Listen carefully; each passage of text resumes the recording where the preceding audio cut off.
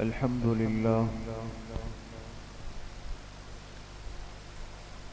لله نحمده ونستعينه ونستغفره ونؤمن به ونتوكل عليه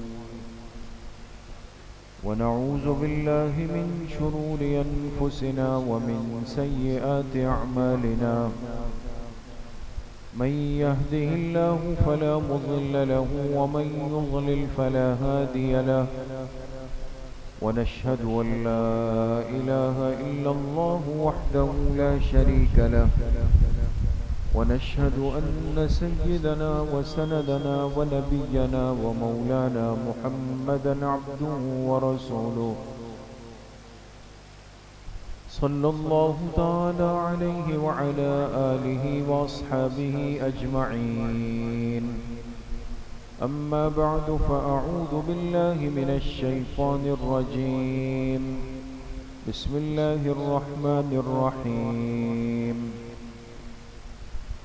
ومن يعظم شعائر الله فإنها من تقوى القلوب وقال رسول الله صلى الله عليه وسلم وإن الدم ليقع من الله بمكان قبل أن يقع بالأرض فطيبوا بها نفسا صدق الله وصدق رسوله النبي الكريم ونحن على ذلك لمن الشاهدين والشاكرين والحمد لله رب العالمين. درود شریف پڑھ لیں. اللهم صل على محمد وعلى آل محمد كما صليت على إبراهيم وعلى آل إبراهيم إنك حميد مجيد. اللهم بارك على محمد وعلى آل محمد كما باركت على إبراهيم وعلى آل إبراهيم إنك حميد مجيد.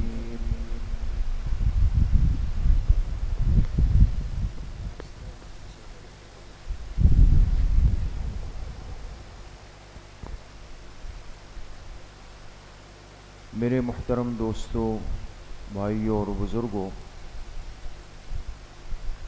الحمدللہ بہت ہی مبارک عشرہ شروع ہو چکا ہے. عشرہ ذو الحجہ کے جو مسنون اعمال ہے، جو احکامات ہیں، ان سے متعلق آپ حضرات کے علم میں تفصیل سے بات آ چکی ہے، اور آج بالکل اس عشرے کا آخری دن ہے. یہ بھی ان ایام کی ایک خصوصیت ہے کہ 9 دنوں کو اللہ پاک نے 10 دنوں کی فضیلت دی ہے، اس لیے کہ 10 ذی الحجہ تو ایام النحر ہے، قربانی کے دن ہے، جس دن روزہ رکھنا حرام ہے، اور اللہ پاک اپنے بندوں سے چاہتے ہیں کہ یہ جو ایام النحر ہے، قربانی کے ایام ہے، اس میں بندہ اللہ پاک کی مہمان نوازی گویا اختیار کر لیتا ہے. خوب کھائے، خوب قربانی کے جانور کے گوشت کو استعمال کرے، زیادہ سے زیادہ، زیادہ سے مراد یعنی رغبت کے ساتھ، وسعت سے بڑھ کر نہیں کہ انسان کہے کہ بھئی آج جمعے میں بات سنی کہ زیادہ سے زیادہ کھانا ہے اور پھر بیمار پڑ جائے، کولیسٹرول بلڈ پریشر بڑھ جائے. رغبت ہو، شوق ہو. اور حدیث پاک میں ان کو ایام و اکل فرمایا کہ یہ جو قربانی کے ایام ہیں، یہ اللہ کی طرف سے تمہیں کھانے پینے کے دن دیے گئے. اب دیکھیں نا، اللہ کی چاہت ہے. کبھی اللہ اپنے بندوں سے چاہتے ہیں کہ یہ بندہ میرے لیے کھانے پینے سے رک جائے، تو بندہ اس کے لیے تیار ہو جاتا ہے. لیکن وہی اللہ رب العزت کی ذات ہے، وہ 9 دن بعد فرما رہی ہے کہ یہ تمہارے ایام عقل ہے، کھانے پینے کے دن ہیں، اس میں خوب قربانی کا گوشت کھا لوں۔ اس لیے میرے عزیزوں، دوستو، بزرگوں، قربانی کا عمل، قربانی کے یہ دن، قربانی کا یہ موقع اور قربانی کا یہ جو ماحول ہے، یہ اللہ پاک کی طرف سے بطور خاص اور بطور انعام اس امت کو دیا گیا۔ یہ اللہ کی نشانی بھی ہے، اللہ کے شعائر بھی ہیں، اور اللہ پاک کے لیے بڑائی کا ایک اظہار بھی ہے۔ جب بندہ قربانی کرتا ہے گویا وہ اللہ پاک کے حکم کو پورا کر کے اللہ کی بڑائی کا اظہار کرتا ہے۔ قربانی کے جانوروں کو شعائر فرمایا گیا، شعائر اللہ، یہ اللہ پاک کی طرف سے ایک علامت ہے، ایک نشانی ہے۔ اسی لیے میرے عزیزوں، دوستو، بزرگوں، ابتدائی زمانے میں جو ہماری فقہ کی کتابوں میں بھی لکھا ہوا ہے اور قرآن کریم میں بھی کئی مقامات پر ہے، جو جانور قربانی کی نیت سے حاجی اپنے ساتھ لے جاتے تھے، حجاج اکرام، بات سمجھ رہے ہیں دوستو؟ جو جانور قربانی کے لیے حاجی اپنے ساتھ لے جاتے تھے، اس لیے کہ اس زمانے میں ترتیب یہ تھی کہ جہاں سے بھی حاجی جا رہا ہے اور وہ صاحب استطاعت ہے، مالدار ہے، اس کی علامت یہ ہوتی تھی کہ وہ اپنے شہر، اپنے ملک، اپنے علاقے سے قربانی کا جانور رسی سے پکڑ کے خود جا رہا ہوتا تھا۔ اس جانور کو کہتے تھے یہ ہدی کا جانور۔ کس چیز کا؟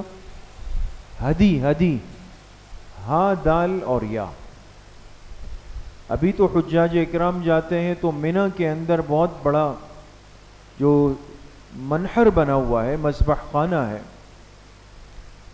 تو وہاں جا کر کے اپنے لیے جانور خرید لیا۔ اور اب تو اس سے آگے بڑھ کر سہولیات ہو گئی، اب تو رابطہ کر لیا، آپ کو فون پہ اطلاع ملی کہ جی آپ کا جانور ذبح ہو گیا، آسانی ہو گئی۔ لیکن اس جانور کی ایک شان تھی، لہذا حاجی بھی جا رہا ہے، اس کے ساتھ ہدی کا جانور بھی جا رہا ہے۔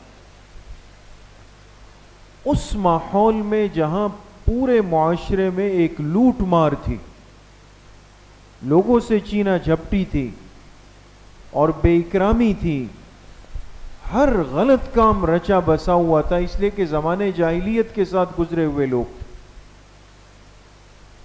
لیکن آپ اندازہ لگائیں کہ جو چیزیں شعائر بن گئی، ہدی کے جانور بن گئے، تو جو قافلوں کو لوٹنے والے، جو ڈاکو، چور، لٹیرے بیٹھے ہوتے تھے، وہ ایام حج شروع ہونے کے بعد اتنا خیال رکھتے تھے کہ جانے والوں سے پوچھتے تھے کہ یہ جانور تمہارا عام جانور ہے یا یہ ہدی کا جانور؟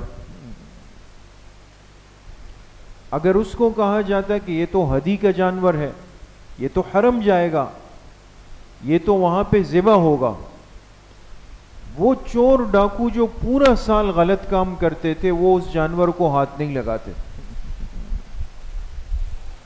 کیوں؟ یہ اللہ کے نام پہ ذبح ہونے جا رہا ہے، وہ اس کا احترام کرتے تھے۔ اس لیے جناب نبی کریم صلی اللہ علیہ وسلم نے اپنی امت کو یہ حکم دیا، جب حج کی فرضیت آئی، احکامات آئے، کہ ہدی کے جانور کے گلے میں قلادہ ڈالا جائے۔ قلادہ یعنی کوئی ہار قسم کی چیز، قلادہ عربی کا لفظ ہے، ہار کو کہتے ہیں، ہار۔ تو اب ایک ایک کو بتانا کہ جی یہ ہدی کا جانور ہے، یہ عام جانور ہے، یہ ہدی کا جانور ہے، یہ عام جانور ہے۔ آپ علیہ الصلوۃ والسلام نے فرمایا کہ اب جو میرا امتی حج کے لیے جائے اور اس کے پاس ہدی کا، قربانی کا جانور ہو، ایک فرق ظاہر کرنے کے لیے مابہل امتیاز کے لیے کیا کرے کہ اس کے گلے میں قلادہ ڈال دے، ہار ڈال دے، تاکہ دیکھنے والے کو پتہ چل جائے کہ یہ عام جانور نہیں جا رہا، یہ وہ قربانی کا جانور ہے جو جا کے حرم میں یہ حاجی ذبح کرے۔ عرض کرنے کا مقصد میرے دوستوں بزرگوں یہ ہے کہ ہم ان ایام کے جانوروں کو عام جانور نہ سمجھیں کہ یہ عام جانوروں کی طرح ہے، نہیں، قرآن پاک میں ان کے لیے مستقل الفاظ ہیں، مستقل آیات ہیں، مستقل احکام ہیں، اور ان کو شعائر اللہ فرمایا کہ یہ اللہ کے شعائر میں سے ہیں، اور فرمائے وَمَن يُعَظِّمْ شَعَائِرَ اللَّهِ فَإِنَّهَا مِن تَقْوَى الْقُلُوبِ، اور جو اللہ کے ان شعائر کی تعظیم کرے گا، دل سے ان کا احترام کرے گا، یہ اس کے دل کے تقوادار ہونے کی ایک علامت ہوگی۔ اس لیے قربانی کے عمل کے لیے بہت سارے آداب اور احکامات ذکر کیے گئے، چونکہ قربانی کے ایام ہے اور قربانی کا عمل ایک دن کے فاصلے پر ہے، کل قربانی کا پہلا دن، پھر دوسرا دن، پھر تیسرا دن ہے۔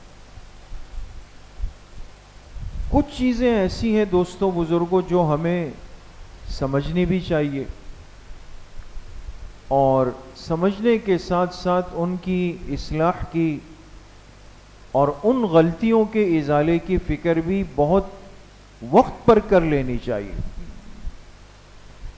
کچھ چیزیں ایسی ہیں جو سال بسال محسوس ہوتی ہے کہ ہم قربانی کے عمل سے تو پیچھے نہیں ہٹ رہے، الحمدللہ اس میں تو اللہ کا شکر ہے، لیکن اس عمل کے ساتھ ساتھ کچھ منکرات جڑ رہے ہیں،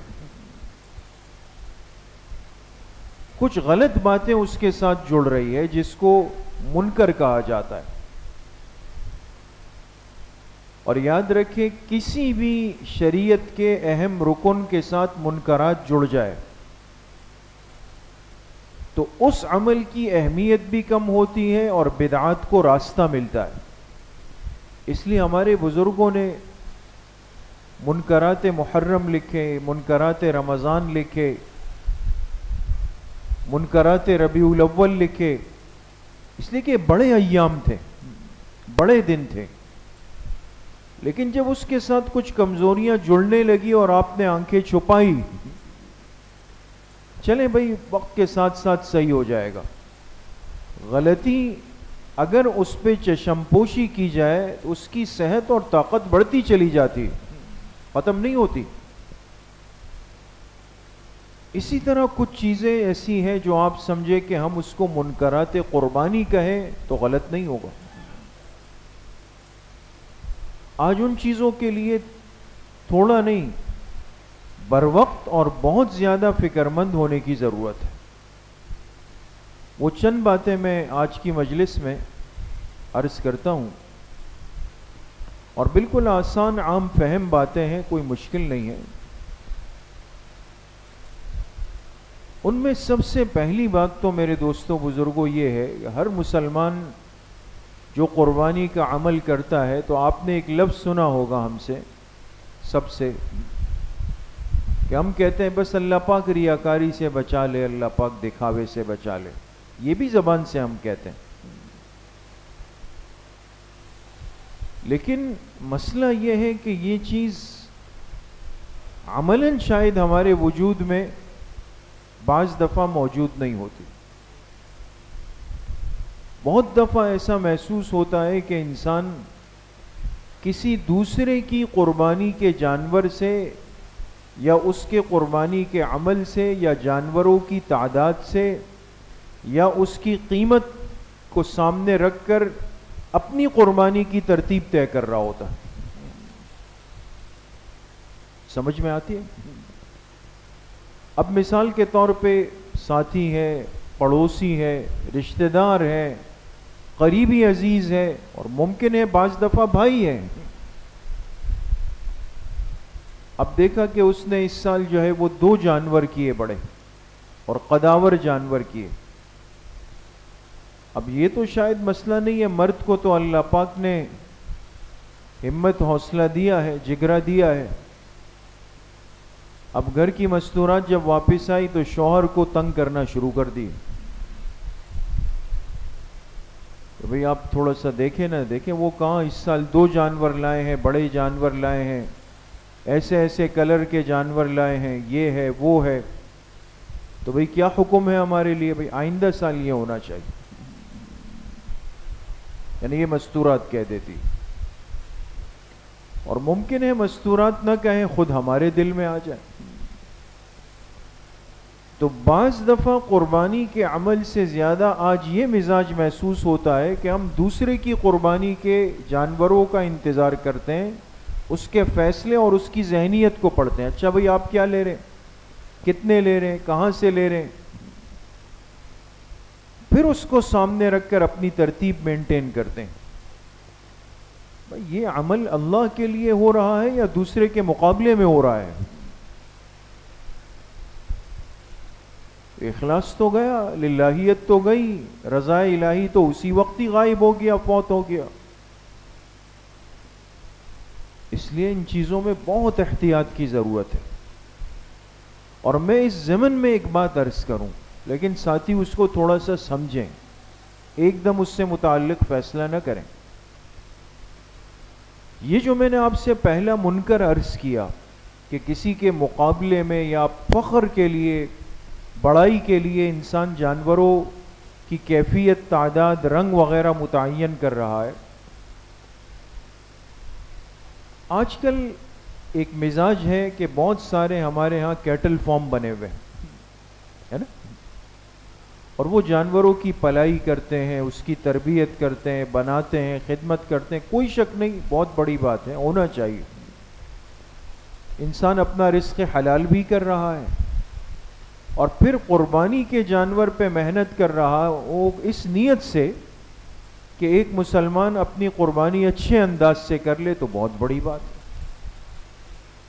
لیکن ہمارے ہاں چونکہ یہ ایک مزاج ہے اور کوئی ناجائز مزاج نہیں کہ انسان اپنی چیز کا ایک تعارف کراتا ہے. اب اس جانور کے گلے کے ساتھ یا سینگوں کے ساتھ یا کان کے ساتھ یا دم کے ساتھ، کسی چیز کے ساتھ بھی اپنا ایک ٹیگ لگا دیتے ہیں کہ یہ فلاں کیٹل فارم کا بچڑا آ گیا، جیسے آپ نے دیکھا ہوگا. اور بہت سارے احباب تو اب یہ بھی کرتے ہیں کہ جس فارم ہاؤس سے لے آئے تو وہاں سے ایک باقاعدہ اشتہار لا کے جہاں گائے جانور کھڑا کیا اس کے باہر لگا دیا کہ یہ دل پسند کیٹل فارم ہے یا لاسانیہ کیٹل فارم ہے یا علاق جو بھی ہے.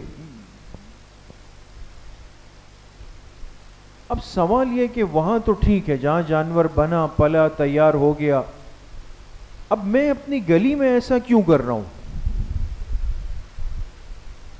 خطرہ اور خدشہ یہ ہے کہ اس میں انسان دوسرے کے جانور کو یا دوسرے کی حیثیت کو حقیر نظروں سے دیکھتا ہے. پھر ہر آدمی ایک جیسا جانور تو لا نہیں سکتا. اب اپنے جانور کے ساتھ یہ ٹیگ لٹکا تو دیے، گلے میں ہار باندھ تو دیے اور لا کے اس کے لیے الگ سی جگہ بنا تو دی، لیکن پھر یہ ہوتا ہے کہ شیطان دل میں ڈالتا ہے کہ دیکھیں پوری بلڈنگ، پوری گلی میں آپ کی جانور کی حیثیت کے برابر کا کوئی بھی نہیں آیا. تو بہت بڑا اندیشہ اور خطرہ ہوتا ہے کہ قربانی کا یہ مبارک عمل کہیں ہماری ریاکاری کی بھینٹ نہ چڑھ جائے، خراب نہ ہو جائے. تو اس لیے ان چیزوں میں انسان اپنی ایمانی کیفیات کو دیکھ کر کہ میں کتنا مضبوط ایمان والا ہوں، اس کو دیکھ کر اپنے معاملات کو طے کرے. یہ بھی ایک مسئلہ ہے. اسی طریقے سے تیسری ایک بات جو میں نے پہلے بھی عرض کی اشارتاً کہ ایک مزاج کچھ وقت سے چلا ہے کہ جانوروں کی محبت میں اور ان کا خیال رکھنے میں، ان سے پیار کرنے میں یا اپنا ذوق شوق پورا کرنے میں ہم اپنے جانوروں کے نام رکھتے ہیں، ہے نا؟ ان کے نام رکھ لیتے ہیں کہ بھئی یہ بیل ہے، اس کا یہ نام ہے، گائے کا یہ نام ہے، بکرے کا یہ نام ہے، اونٹ کا یہ نام ہے، بھینس کا یہ نام ہے، کوئی نہ کوئی نام اس کے طے کر لیتے ہیں۔ قربانی کے جانوروں کے نام رکھنا یا سواری کے جانوروں کے نام رکھنا یا جہاد میں استعمال ہونے والے گھوڑوں کے نام رکھنا، یہ آپ سمجھے کہ اگر ہم اس کو پسندیدہ امر کہیں تو غلط نہیں ہوگا۔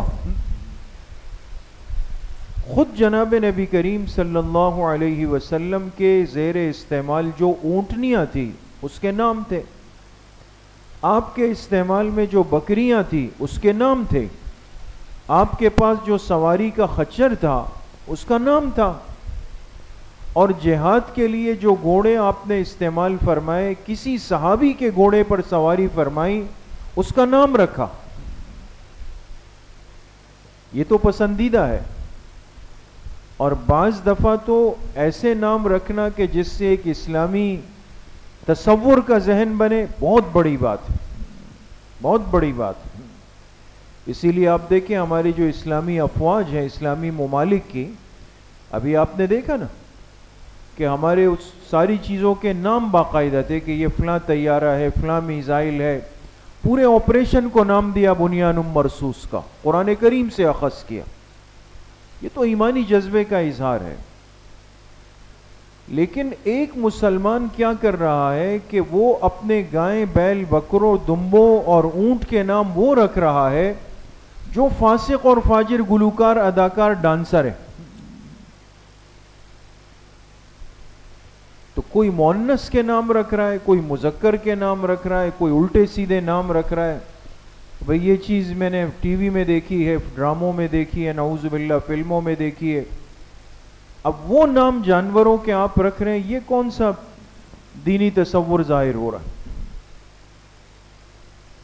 اگر شوق ہو علماء سے پوچھیں جانور لانے سے پہلے، ان سے کہیں ہمیں حدیث میں جو آپ علیہ السلام کے جانوروں کے نام ہیں وہ آپ ذرا مجھے بتا دیں۔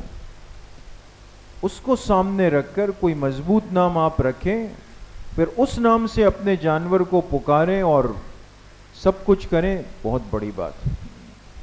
الٹے سیدھے غلط قسم کے، لایعنی قسم کے رائج نام رکھنا یہ بالکل ناپسندیدہ امر ہے اور اس سے احتیاط اور اجتناب کرنا چاہیے۔ اسی طریقے سے ایک چوتھا منکر، وہ بھی شاید ہمارے شہر کراچی میں یہ چیز زیادہ ہوتی جا رہی ہے۔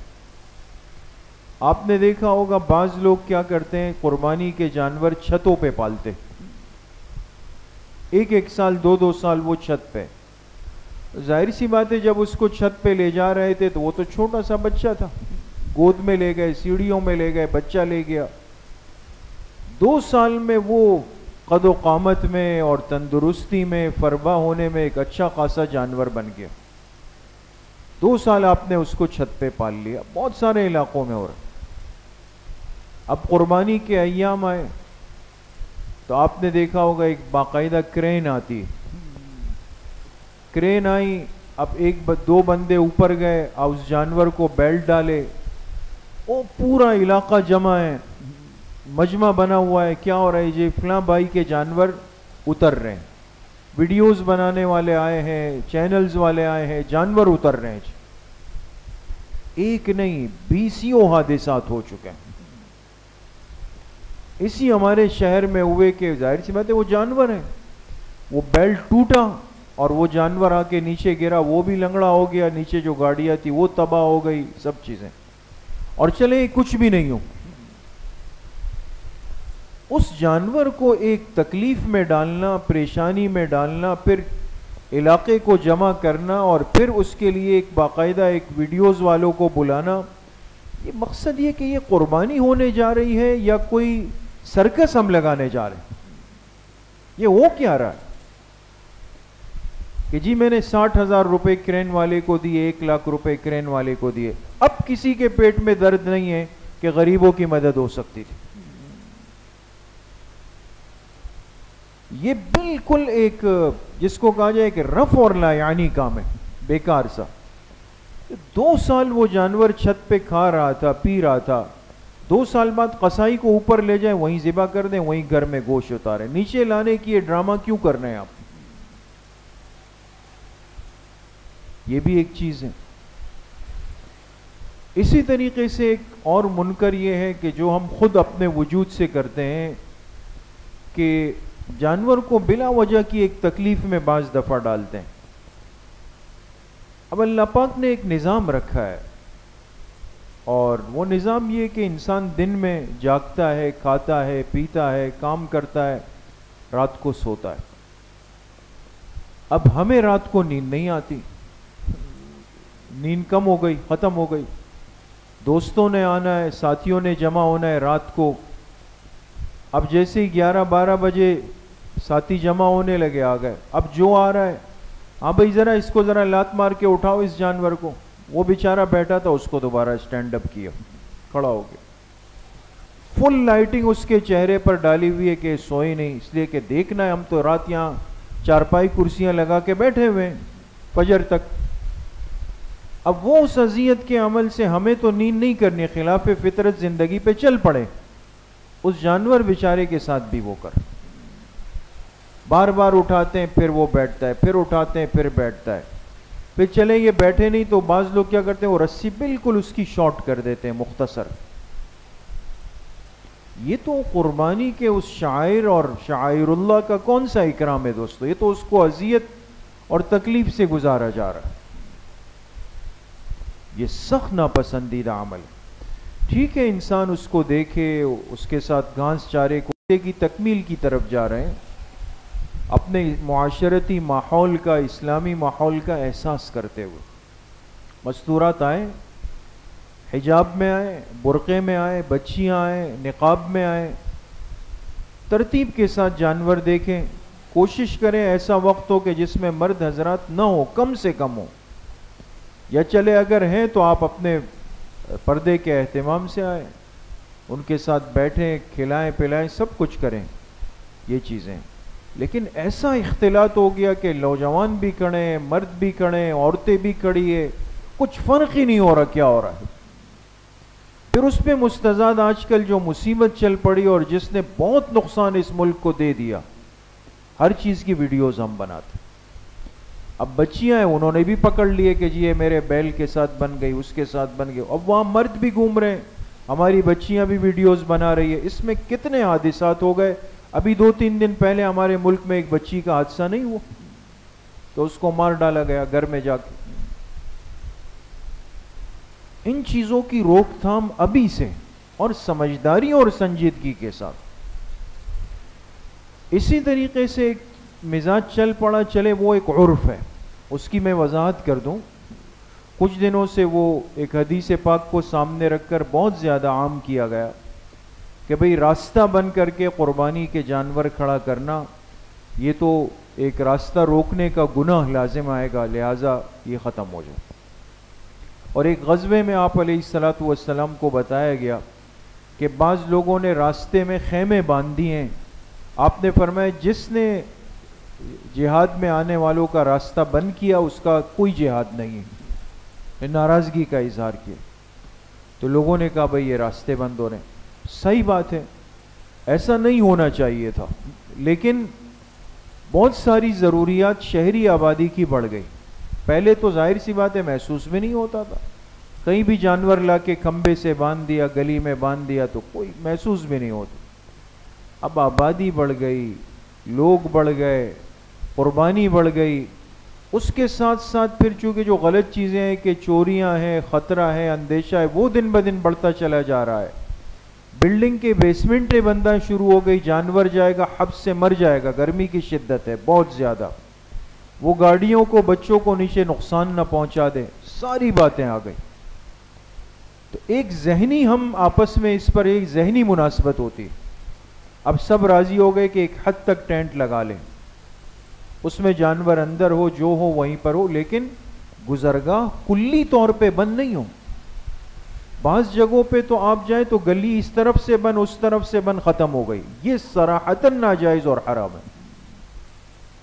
اگر مکمل راستہ قربانی کے جانور کے لیے گزرگاہ بند کیا گیا، بند کرنے والے گناہگار ہوں گے.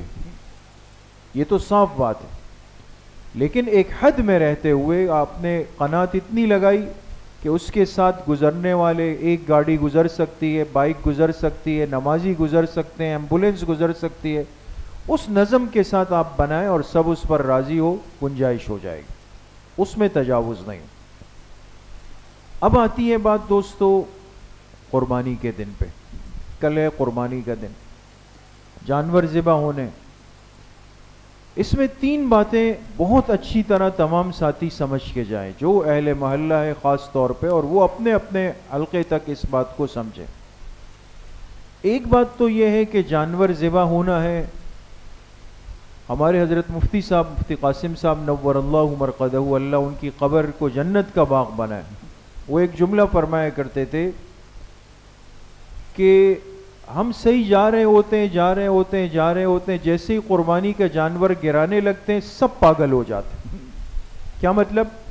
کہیں بھی دھڑام سے گرا دیا، آپ نے دیکھا ہوگا نا، آپ کے پیچھے آواز آئے گی، اوہ بھائی یہاں گائیں گر گئی، یہاں گر گئی، یہاں گر گئی۔ اب وہ شعور، وہ احساس کہ کیا کرنا ہے، کہاں کرنا ہے، وہ ہوا ہو گیا۔ یہ تو طریقہ نہیں ہے نا دوستو۔ اب بالکل کسی کے گھر کا گیٹ ہے جس سے انہوں نے آنا جانا ہے، وہاں میں نے جانور گرا دیا، یا بالکل مسجد کے گیٹ کے سامنے، ظاہر سی بات ہے کہ قربانی کے ساتھ ہم نے تو ظہر بھی پڑھنی ہے نا، عصر بھی پڑھنی ہے، مغرب بھی پڑھنی ہے، بالکل بیچ میں لا کے گرا دی۔ قربانی کا عمل روڈ پر ہوگا، ہمارے پاس دوسری جگہ نہیں ہے، لیکن اس میں آپ نے قصائی کو سمجھانا ہے کہ نظم کیا ہوگا، ایک ترتیب کے ساتھ جانوروں کو، جیسے آج بندھے ہوئے ترتیب سے، کل ذبح کی ترتیب بھی ایک نظم کے ساتھ ہو۔ خدا نخواستہ کسی کا ذاتی گیٹ بند نہ ہو، مسجد کے گیٹ کو پریشانی نہ ہو، کسی آنے جانے والے کو ایسی تکلیف ہو کہ وہ اپنی فیملی لے کر آیا اور اب دیکھا بھئی سارے جانور ہی جانور۔ اس کو منظم کرنے کی ضرورت ہے۔ اس کے ساتھ ساتھ اہم ترین بات صفائی ستھرائی کا مسئلہ۔ 2 لاکھ، 2.5 لاکھ، 3 لاکھ، 4 لاکھ، 4.5 لاکھ، 5 لاکھ کے جانور آ گئے، اللہ قبول کر لے، بہت بڑی بات۔ 2000 روپے کی صفائی بھی ہو جائے، کیا خیال ہے؟ اب 2.5 لاکھ کا جانور لے آئے، گھاس چارے پہ 20,000 روپے لگا دیے، گاڑی والے کو 10,000 روپے دے دیے، قصائی سے کل بھرپور لڑیں گے، وہ 25,000 20,000 روپے لے گا، جمعدار آئے گا، اس کو کہیں گے 500 سے اوپر نہیں دے سکتے، 500 سے اوپر نہیں دوں گا آپ کو۔ جمعدار کے 500 روپے بچانے، اس پہ میں مالدار ہو جاؤں۔ وہ بھی ناراض ہو کے چلا گیا، میں نے بھی گائے کا گوشت اٹھایا، گھر چلا گیا، اب وہ اوجڑی وہ روڈ میں پڑی کی پڑی رہ گئی۔ ہر بلڈنگ، ہر محلہ، ہر علاقہ اجتماعی سوچ کے ساتھ چلے۔ جس طرح جانوروں کے لیے ایک اجتماعی سوچ بنی، ٹینٹ آئے، قناتیں لگی، چارہ ہے، بندے بٹھائے، روشنی کا انتظام کیا، صفائی کا اسی طرح انتظام کرنے کی ترتیب بنائی جائے۔ بھئی بلڈنگ کی قربانیاں ہو گئی، جمعدار کو لائے، 2000 روپے دیے، سب صاف کیا، چونا ڈال دیا، اس پہ خوشبو کا اسپرے کر لیں۔ شام کو آئے تو پتہ چلے بھئی آپ کی گلی ایسی ہے کہ بالکل صاف ستھری پڑی ہوئی۔ تو ان سب چیزوں پہ خرچ ہو اور جمعدار کی صفائی کے لیے 2-3 ہزار پہ ہم لڑائیاں کر رہے ہیں، یہ کون سی بیوقوفی؟ خیال کرنا چاہیے۔ اس میں ساتھی اپنے اپنے حلقے میں رہتے ہوئے بہت زیادہ احتیاط اور اہتمام کرے۔ آخری ایک بات بس، پورا جانور، میں نے شروع سے بات عرض کی کہ یہ شعائر ہے، اللہ کی نشانی، اس کے جسم کا ایک ایک حصہ آپ کو نظر کیا آئے گا 2 دن بعد، 3 دن بعد، کئی دنوں تک کسی کے جانور کا سر کچرا کنڈی کے پاس پڑا ہوا ہوتا ہے نا، سر پڑا ہوا ہے، اب وہ سینگ بھی نظر آ رہے ہیں، سر پڑا ہوا ہے، دم پڑی ہوئی نظر آ رہی ہے، پیر پڑے ہوئے نظر آ رہے ہیں، ہم اس کو بالکل ایک نارمل سی بات سمجھتے ہیں۔ یہ قربانی کے جانور کا شعائر اللہ کے جسم کا حصہ ہے، اس کو اس طرح گلیوں میں پھینکنا اس قربانی کے عمل اور جانور کی انتہائی بے اکرامی، اس سے گناہ لازم آئے گا دوستو۔ اس لیے یا تو قصائی کو بول کر سارے اعضاء بنائیں اور اضافی پیسے دے دیں، نہیں اس نے کہا ہم تو مصروف ہے، میں تو شام رات کو آؤں گا، یہ ساری چیزیں ایک بڑی تھیلی میں سمیٹ کے گھر کے کونے میں جا کے رکھ دیں، کوئی بنانے والا آپ کو مل جائے۔ یہ بھی نہیں تو جو ضرورت مند آتے ہیں نا دوستو، یہ اپنی سیری پائے ان کو دے دیں۔ آپ کو اللہ نے بہت دیا ہے، آپ اپنے پیسوں سے جا کے بعد میں خرید لیں گے۔ کس کس کو بات سمجھ میں آئی ہے دوستو؟ سیدھا ہاتھ اٹھائیں، عمل کریں گے انشاءاللہ۔ اللہ کریم مجھے بھی آپ سب کو صحیح عمل کی توفیق نصیب فرمائے۔ الحمدللہ رب العالمین والصلاة والسلام علی سیدنا